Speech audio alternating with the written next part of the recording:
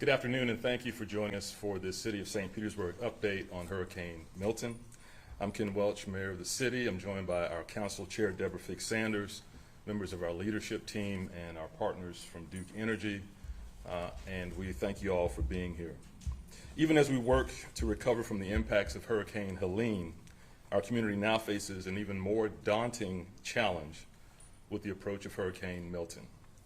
Hurricane Milton is a Category 5 storm that will make landfall somewhere along the west coast of Florida. Now, this is a powerful storm, more powerful than Helene, with more potential storm surge than we experienced with Helene. If we take a direct hit from the storm, we should understand the realities. The recovery of power and services and the rebuilding process after this storm will be a challenge, and it will take time. But the most important thing at this point is to save lives. And we can do that by moving to a safe place and shelter if you are ordered to evacuate. Now, Pinellas County has called for mandatory evacuations for everyone in zones A, B, and C, and all mobile homes and businesses in those areas. Please heed all evacuation orders. This is an incredibly powerful storm. Now, St. Pete Police Department has started to canvass neighborhoods in the mandatory evacuation zones to inform them of the mandatory order. Additionally, tolls have been suspended to assist Floridians when evacuating.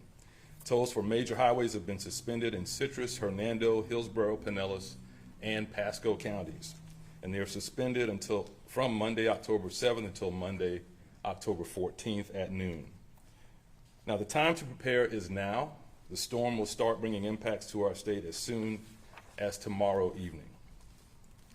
The county has opened a pet-friendly shelter for St. Pete residents who are evacuating at Gibbs High School. If you're planning on using a shelter, please bring all the necessary supplies and food that you and your family will need while in the shelter. The shelters are here for a reason. Please use them if you are in an evacuation zone.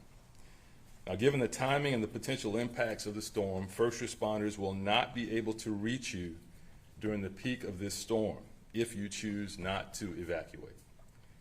If you are a special needs resident and need assistance getting to the shelter, please call the county information line at 727-464-4333.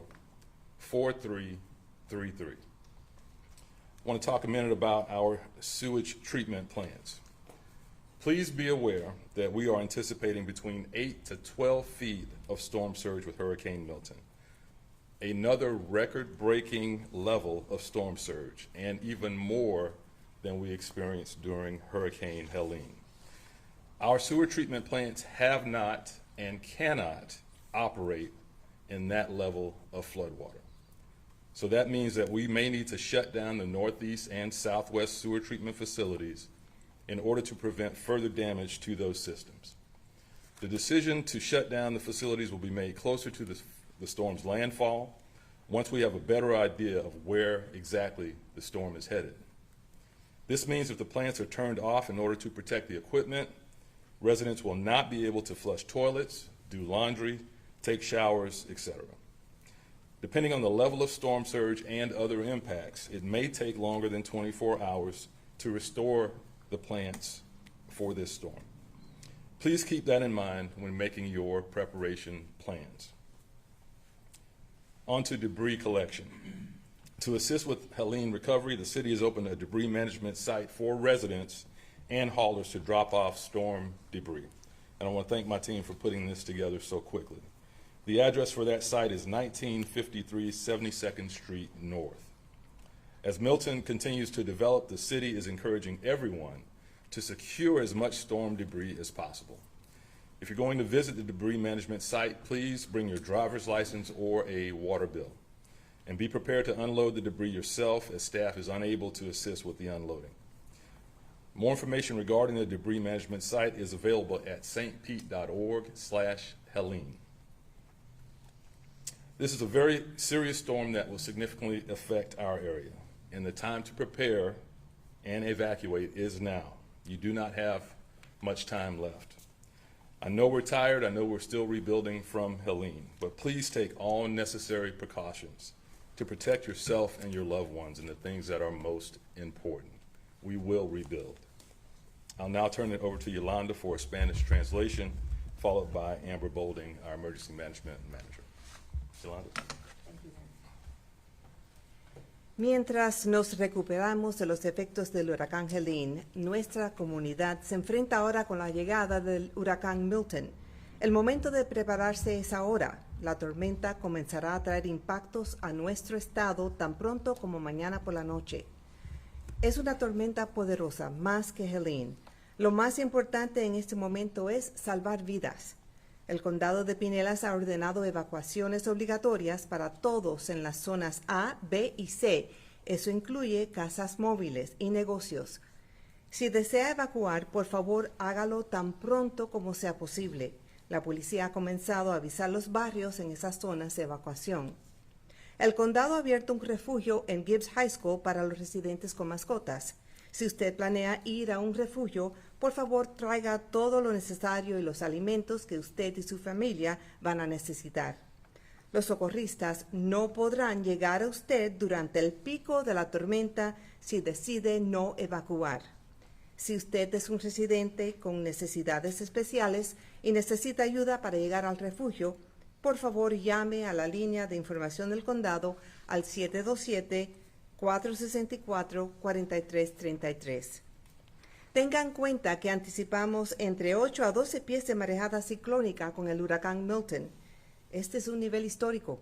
Nuestras plantas de tratamiento de aguas residuales no pueden operar en ese nivel de inundación, lo que significa es que es posible que tengamos que cerrar las instalaciones del noreste y el suroeste con el fin de evitar mayores daños a los sistemas. La decisión de cerrar estas instalaciones se tomará más cerca de la llegada de la tormenta. Esto significa que si se apagan las plantas para proteger los equipos, los residentes no podrán descargar, lavar la ropa o ducharse. La ciudad ha abierto un sitio nuevo para recibir escombros para los residentes y los contratistas. La dirección en este sitio es el 1953 72 Calle Norte. Si usted va a ir al sitio de escombros, por favor, traiga con usted su licencia de conducir o factura de agua como identificación que vive o trabaja en St. Petersburg. Esta es una tormenta muy grave. Ahora es el momento de prepararse y evacuar. Ya no tiene mucho tiempo. Thank you, Yolanda. Amber?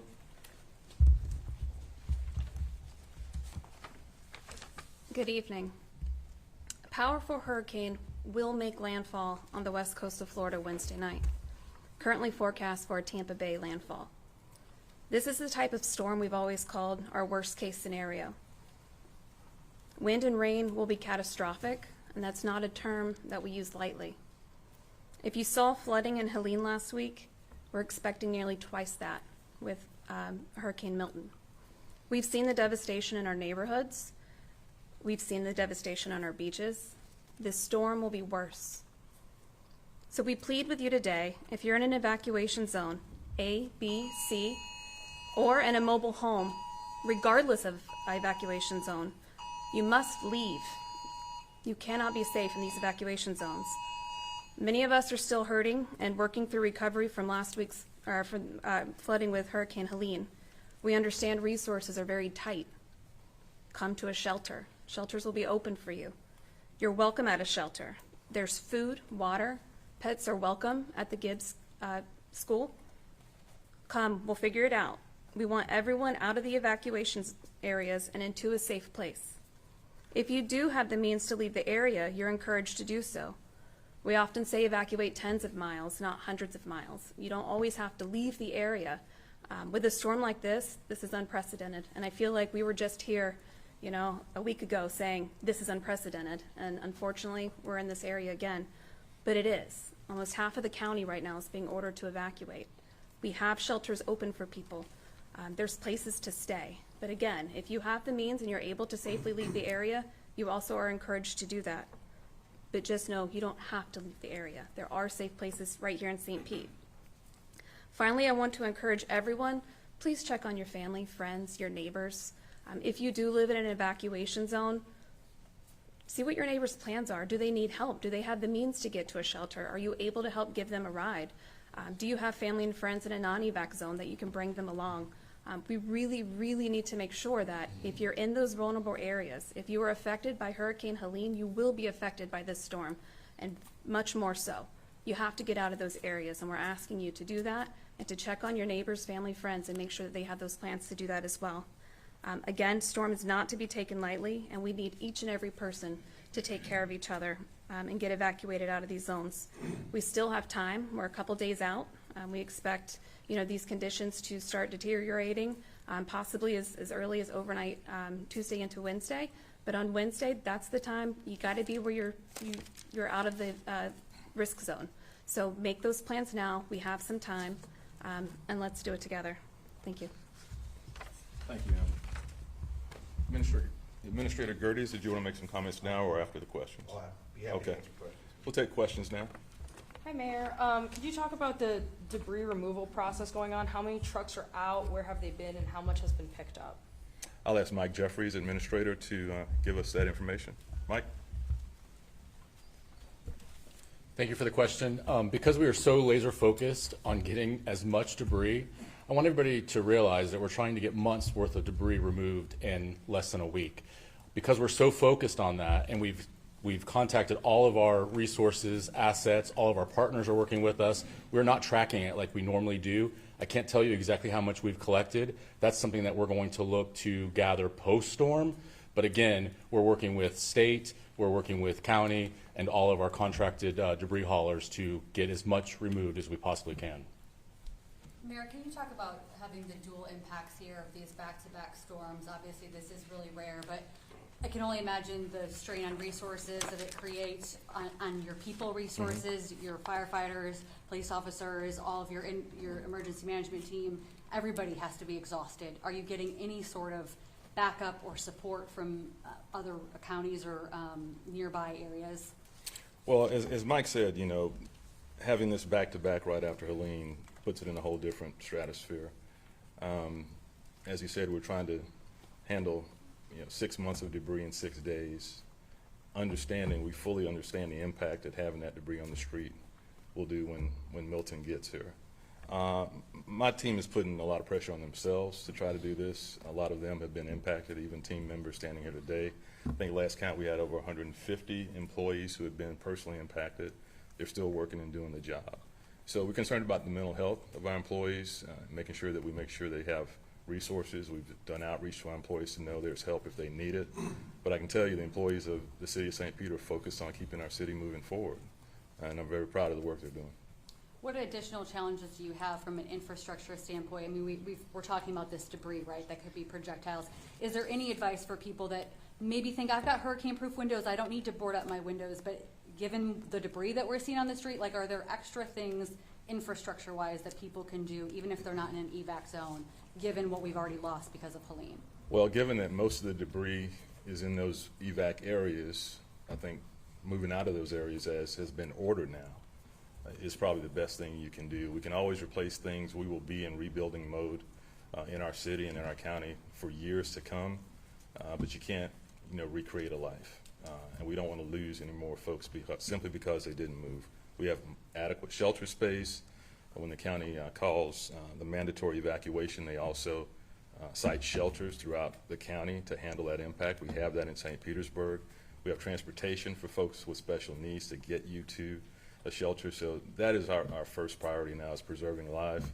And the rebuild is going to be something that we'll be dealing with for years to come. And we're capable of doing it. And we are capable of building back in a more resilient way, a smarter way, informed by what we know about the impact of sea level rise and extreme weather in our environment. Are you getting any reinforcements statewide or? We're talking to everybody, and everyone is supportive, from the White House to our state partners. Our Chief of Staff, Dora Walsh, has been having conversations, as many of our team members have as well, to get us resources. The FEMA director, administrator is in town. We'll be talking with her in a little bit. And so everybody is on the same page and moving forward, trying to get debris moved, trying to get folks into evacuation shelters, and understanding the big job we have requires us all to work together. My question is probably for Amber. If first responders typically can't go out in tropical storm force winds, and this is such a large storm, and maybe we start getting tropical storm force winds tomorrow, does that mean that there's a chance that first responders won't be able to respond to rescue calls for an extended period of time? That's exactly right. This is why it's so important that we need folks to leave. We've been fortunate for these last few storms that winds haven't gotten high enough that to pull our responders off the roads. We were still able to do those high water rescue calls. With this storm and the wind speeds we're looking at, I mean, right now, Hurricane Milton is a Category 5. Expected to weaken a little upon impact, but still a major catastrophic windstorm. So that's why we said worst case scenario that we planned for. We have the wind threat, we have the water threat, and once those winds reach a certain miles per hour, it's too late to evacuate, and it's too late for us to come out to you. And we don't want those 911 calls that start flooding in of water's entering the house, what do I do? Because unfortunately we just can't go to those calls, and we don't want to put anyone in that situation, and we don't want to put our first responders in that situation to have to turn down those calls. So important to evacuate. That's why evacuation orders are out now and giving people time to leave before the onset of those winds come and we get to that point. Is there a scenario, I'm sorry, is there a scenario in which those evacuation zones will be expanded, or you feel pretty confident that A, B, and C is gonna, and all mobile homes is where we're gonna remain? So evacuation orders are from Pinellas County. They feel pretty confident. Last I spoke to them with the A, B, and C. I believe once we get into that 15-foot of storm surge areas when it would trigger further evacuation. So they're in constant communication with the National Hurricane Center to see if that would could happen. Since evacuation zones are based on the predicted amount of storm surge, what does that mean for residents that aren't in flood-prone areas or evacuation zones, but it's a crapshoot if their home can handle 120. It's a great point that you bring up, and so important for every household to take that into consideration. When we do our public education out in the communities, we evacuate based on storm surge. However, you have to take in the status of your home. And that's why we say if you live in a mobile home, no matter how new it is and how many hurricane straps you have and how high you've built your mobile home, you have to evacuate. It is not meant to handle these types of winds. And the same thing for any structure that you live in. If you have doubt about the integrity of that home, we encourage you to go to a shelter, 100%. Mayor, I want to go back to what happened about the debris. You mentioned that residents should secure their debris. What does that mean? What does that look like? Should some residents, still count on maybe a truck coming by and picking it up? Because I just want to know what happens to all that debris if the storm hits. Would it, clog the drainage system? Obviously wreak havoc. What's kind of the step here with debris? I'm going to ask Mike to address that. I'll just reiterate, if you are in that evacuation zone, we're asking that your priority be to move yourself and your family out of that evacuation zone. To me, the debris is a priority, but second to keeping folks safe. So, Mike. So that's a great question, and Mayor mentioned it earlier. If there's a way to secure the debris that's in the front of your home, try to do that. Try to use tarps if you've got netting, if you've got ways to tie it down and to keep it as secure as possible. The other thing that we're seeing out in the community, as quick as we're clearing a street, people are bringing more debris out to the curb line. We would ask everybody to stop doing that. Keep it inside the house, at least until we can get through Hurricane Milton. I think the other thing that I want to mention is we have so many new options as far as debris. Mayor Welch has empowered all of us to be innovative and really think outside the box, and we're doing things that we have never done before. We have a program that's on our website now where we have haulers that can get paid per trip if they go out and they grab a truckload full of debris. We've created a brand new DMS site that we've never created before. The other thing that I want to mention is we are going to have our city staff and we're going to have our contracted vendors out in the community as long as we possibly can. But there is a point when we have to pull them out of the community as well and make sure they're safe, because what we don't want to happen is we don't want all of the assets that have come here to help us recover, we don't want those to be damaged by Hurricane Milton, and then we're stuck with no assets whatsoever. So we will continue to pick up debris as long as we can. I can't give you a specific time that's going to stop. We're going to monitor wind, we're going to monitor the weather, but they will be pulled off when it's felt that it's unsafe. Could we talk about the sewage plants possibly going offline, northeast and southwest? That would affect how many residents? Is that like 2/3 at that point? Yeah, potentially? first I just want to say good afternoon to everybody in St. Petersburg, and all of us are wishing and praying for your safety. And, you know, one of the things I want to get across to you is, look, we have a major hurricane barreling down on us, and that means there's a very high likelihood that you could lose power, you could lose potable water, and you could lose sanitary sewer. So please take those things into consideration as you're making plans. If you're in an evacuation zone, please leave. With the predicted storm surge that we have, we most likely will have to shut down 2 out of our 3 plants, which will affect about 66% of our customers. Now, if we do that, the toilets will flush for a while, but at some point they will start to back up. So when you're making a decision to leave, please understand, you may not have power, you may not have sewer, and you may not have potable water. So please be prepared if you stay. Thank you all. That concludes our update. Thank you. Thank you.